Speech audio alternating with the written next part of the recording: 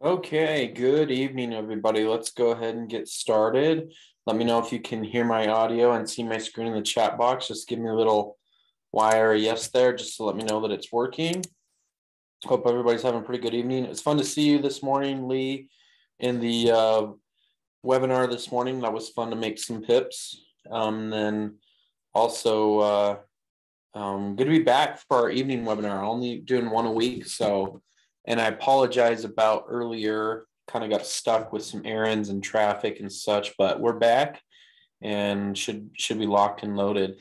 But yeah, let's go ahead and get into this. Before I jump into any trading or advice or anything like that, as always, I just got to remind you guys about the risks involved in the market. You can lose all or more than your initial investment if you're not careful. So make sure that you know how many pips you're risking on each trade, how big your lot size is, and ultimately how that would affect your account if you were to lose money, and only invest money that you can afford to lose. So we'll try to make it tomorrow. Had lots of stuff scheduled for this week before. Yeah, no worries. Yeah, and they're all recorded and they get reposted. But yeah, a lot of fun this morning too. And we'll recap that trade. That was seriously so legit. But nonetheless, let's talk about the COT report. So, and let me put this link in the chat box while I'm thinking about it right now. You all should have access to the COT journal right here. Either I would bookmark that, put that on a bookmark on your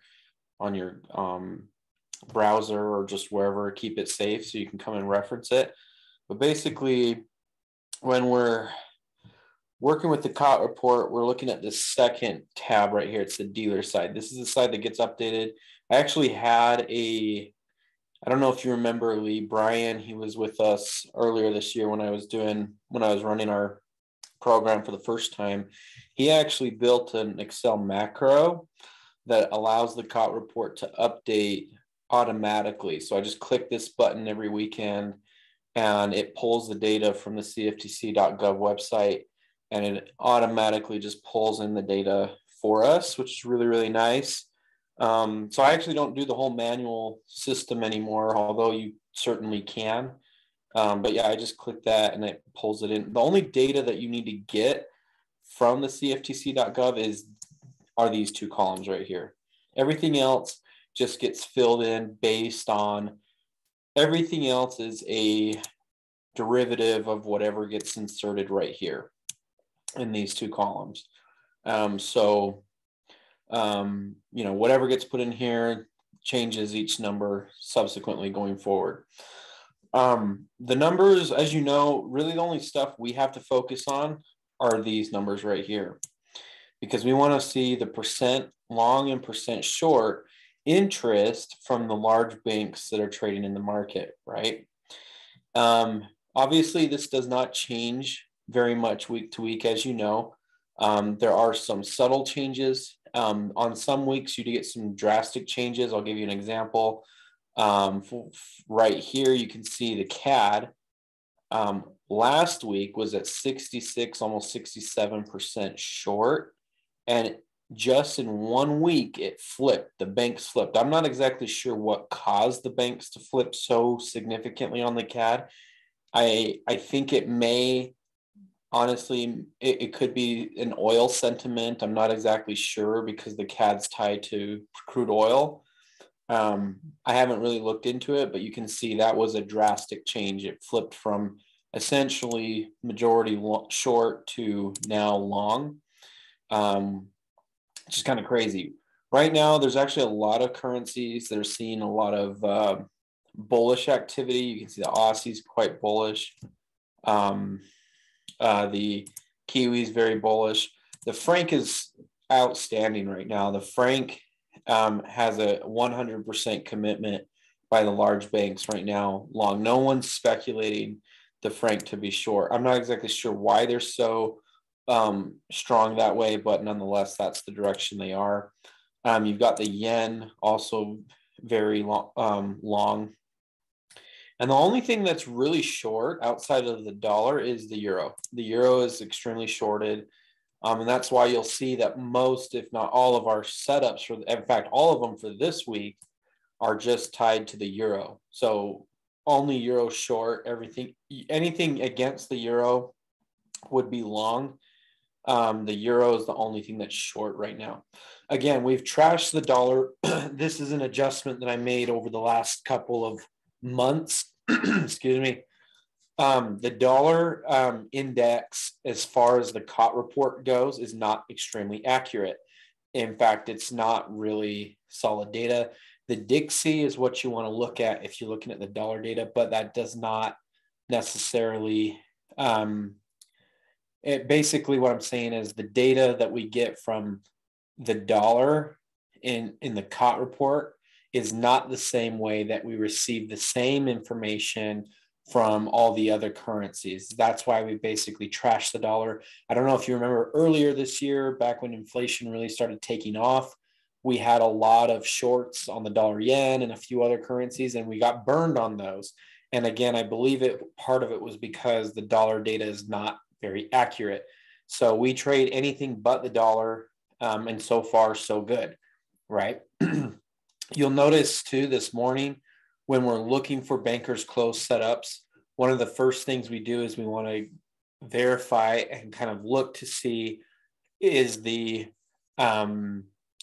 bankers close opportunity that we're looking at, does it agree with the COT report? So for example, this morning we chose the euro pound had a really great setup.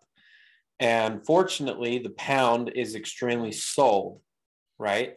Very sold currency. It's obviously the euro is a great currency to trade during the banker's close, obviously, because of its connection to Europe and the subsequent close in our morning and afternoon here in the United States. The pound was also pretty long, not as long as some of these others, but nonetheless, some of these others didn't really have great setups for us. So that was really the best option. And actually, let's go take a look at that. That was really just a phenomenal trade this morning, right? So it's between 3 p.m. GMT, which is basically Eastern time. That's 11 a.m. is 3 p.m. GMT. So right here, these 2 hours, or excuse me, this hour, between these 2 hours, this is between 11 a.m. and 12 p.m. Eastern. And again, the euro is extremely shorted long-term, swing trading. That's not a huge deal, but I definitely think it's going to be very helpful with the trade. So anyway, as you know, we came in here and just started shorting this all the way up to the very top there. And then we got out of all of our trades. Most of our trades we got out of in this little trough right there. And again, just a massively successful bankers close setup. And, part of that came from the COT report, looking at the COT report and saying, hey, where are the big banks wanting to trade anyway during this bankers close? Oh, they want to sell the euro. Great. What opportunities look really good for selling the euro? Now, let me show you another example. We skipped out on the euro franc. Let's go look at that one. Although it went down, we weren't hitting the upper or lower Bollinger Bands if you go to a 5-minute chart, right? Because you have to do the banker's close on a 5-minute for entry. If you scroll over to it, this was coming down all morning. And yes, that's great. And that's what the banks are saying that they're going to do, but that's not a banker's close setup, because in order to have a banker's close setup, you have to have the market either go one way extreme, it has to hit the lower Bollinger Band or the upper Bollinger Band. And yes, this hit the lower Bollinger Band, but why would I want to buy against that when the banks are selling this, right? So if the banks are selling this, I don't want to buy this. What I'd rather do is go along with the banks with something like the euro pound, where the market's already up on the day. Contrary to what the banks are doing, the banks are selling this, right? And I get a banker's close signal to sell anyway. So you got two really solid reasons to get into this setup at that time. And obviously, boom, just great opportunity. And we didn't even capture that whole down move. We just went from here down to here, and that was like a 30 pip max return. I didn't know it would go 60 pips, right? And I'm just grateful and will accept the 30 that we were able to get. But yeah, so that anyway, that's kind of how we're going off of the banker's close as we come to the COT report. First, you want to do three things. You want to look at, does the COT report agree? Perfect. If it does, take that currency pair. If not, look for a different currency pair until you find one that does agree with the setup. Two, you want to look at currencies that are related to the London close. So that's the three, right? Pound, euro, and franc. The CAD's not going to close, right? It's still open. The Kiwi's different. It's not part of the London close, right? So you want everything that's in Europe, essentially, right? Anyway, so those are the things you're looking for when you're trying to find a setup with the banker's close. And the COT report is very integral in that setup. Okay, so yes, so we looked at, so obviously this week we just have a lot of currencies that are very long and one that's short. And, it's only given us like 4 different opportunities here, and that's okay. Now, one of the things I told everybody I would talk about today is how to make solid entries when you're trading these pairs. It's kind of hard, honestly, to get an exact entry because it is a longer term trade. So you have to have a lot of giveaway in terms of the stop loss and a lot of room in terms of the take profit. You need to have a lot of basically you need to have a lot of space for the market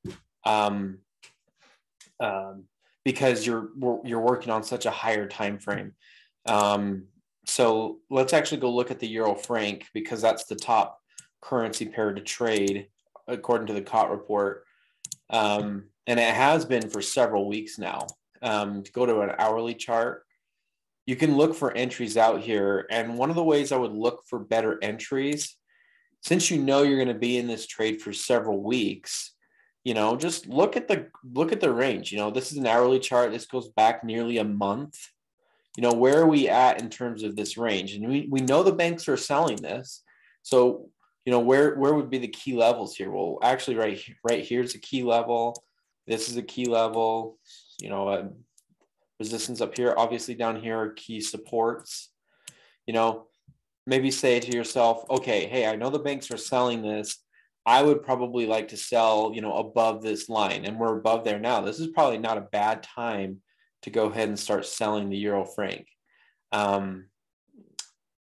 for a swing trade, right?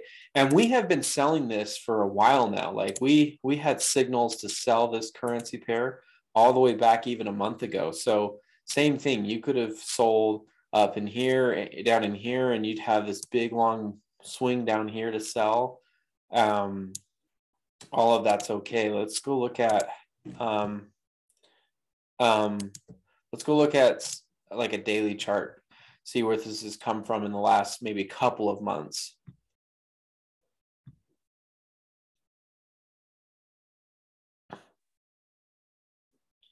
And also we'll look at some other pairs too. But again, this is technically the top. Yeah, this has been, look how sold this has been. And it's not done yet. The banks obviously still are saying, hey, we're still selling this. We're not done.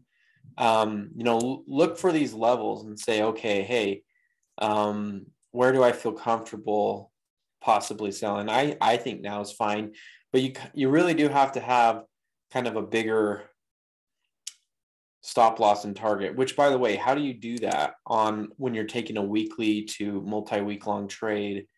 What I like to do, you're going to take a multi-week long COT report trade, is you come over here to trading tools on maytaf.net. Okay, I use this site every stinking day. So if you don't have this book, I'm not affiliated with these guys, but I like to call out quality when I see it. And this is a quality website. I use this because it's just the most comprehensive website that I have found in terms of calculating volatility, and it's free for each currency pair. So like, you know, you got the euro, it shows you the volatility by hour of the day, which is so cool. You know, how far does it move from its lowest low to highest high in each hour of the day, which is awesome. This one shows you by day of the week. And this is actually what we use for so many of our strategies, including even when I'm taking profits and taking stop losses on the banker's close, I'll come and use this as well. Especially if I have to, like if I have to stop trading and I need to let my trade sit for a couple of hours, like I'll come here and do an analysis to find out what my stop loss would be. But here's what I do for the weekly trade. Here's what I do. I come over here and I pull up a calculator. For example, let's do this. So we know we're trading the euro franc, right? So that's the top currency to trade right now. So what I do is I'm going to sum up. I'm going to sum up the full week, right?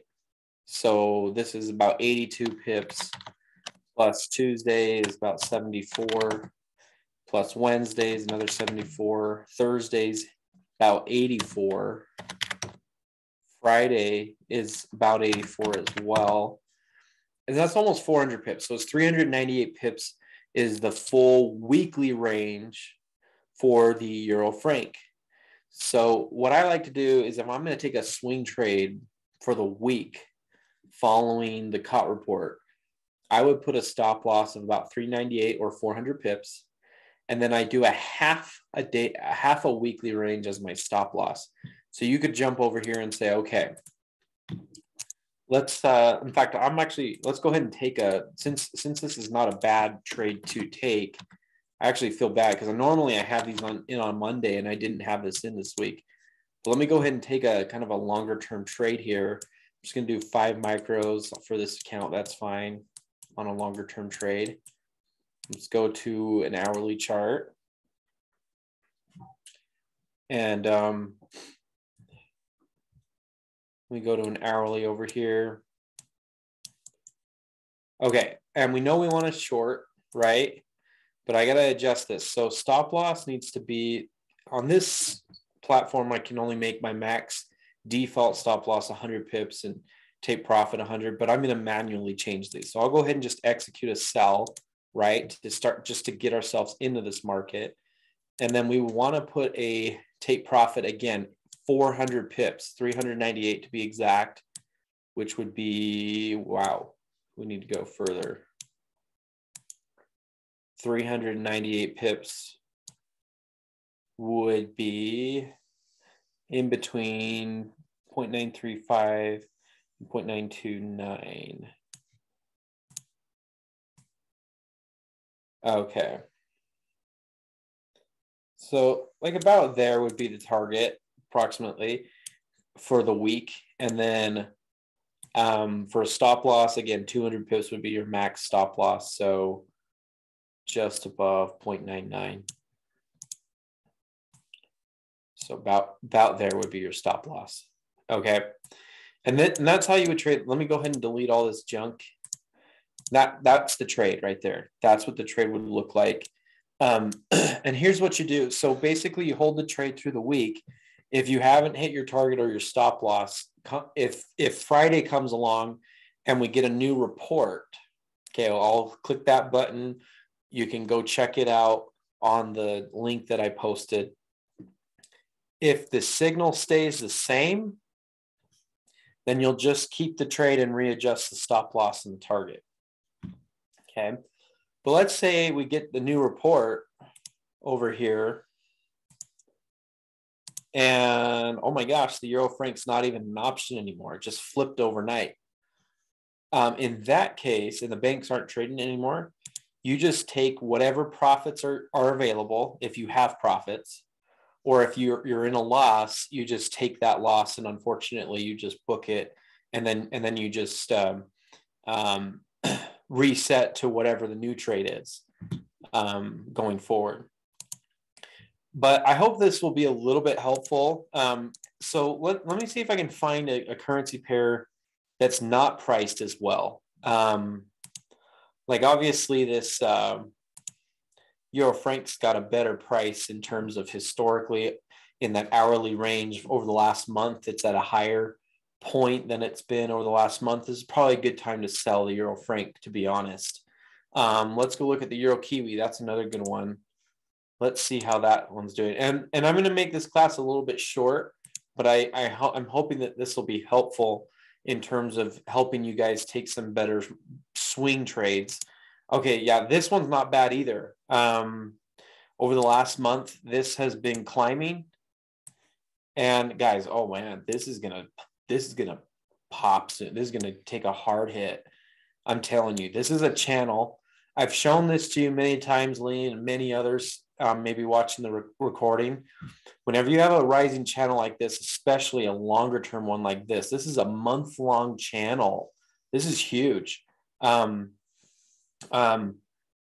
lot of times you'll see them make a little pop above the channel. But what ultimately happens to a rising channel? What's its ultimate destiny? The ultimate destiny of a rising channel is down, right? So the fact that the banks are already on this, they're already shorting this, and we have data to back that up, and it's already had its initial pop up, and we got the rising channel here, and you can look at these candlesticks right now, zooming in. Each one is engulfing every single bull candle. There's a bull candle there, gets engulfed. Bull candle here, engulfed by a bear candle. This thing does not have many more days before this thing comes crumbling down. When it does, I think, honestly, this is a great trade too. I think maybe we should get in this one together too. Because I like the way this looks. So I'm just going to go ahead and take a market order sell. Let's go ahead and take a market order sell, and then let's go do that same analysis, and then we'll wrap up for the evening. Yeah, that's fine, Lee. You can totally do that on Sunday. In fact, most of the time, I'll check it on Friday because you're right. When the COT report comes out, the market's already closed. So you can't even make an adjustment until Sunday or early Monday to your trades. But yeah, I try to update it on Friday just so that anybody that wants to hop in there can still view it. Okay, so we're taking this last trade. We've already taken it. We just need to update the stop loss and take profit, and then we'll go ahead and wrap up the webinar. But here's that exercise again. So pulled up the Euro Kiwi on Maytaf. Okay, wow, huge range this time, much bigger range. And that's why we have the Maytaf tool, because not every currency pair is created equal in terms of its ATR, which is why you have to have a tool like this to tell you what is the average move for that particular pair. So let's sum this up. So this is 178 pips Monday, Tuesday is 164, and then Wednesday is 194, Thursday is plus 144, and then plus 175 on Friday. That's 855 pips. So we come over here and we find out what 855 pips is. And that's going to put us basically to the lower end of this range, kind of in here. So this would be an appropriate target for that trade. And I'm telling you, the fact that the banks have been shorting this for so long, they're sitting on a position that they're just waiting to cover. They can't cover until it gets there. So this is a great trade. Okay, stop loss is half that, so divided by 2.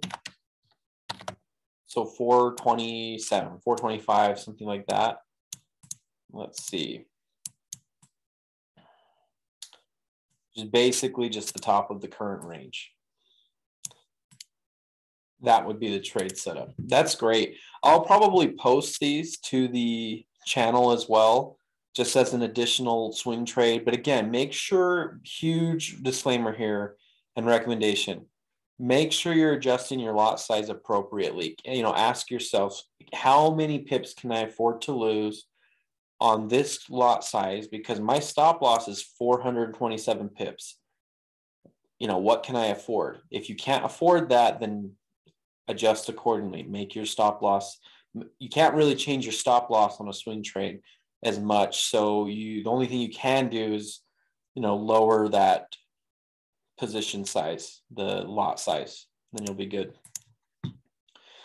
Okay, well, this looks great. I'm excited about these. You could do the same exercise if you wanted to, if you're at a top of the range on some of these others, like the Euro Yen and Euro Aussie.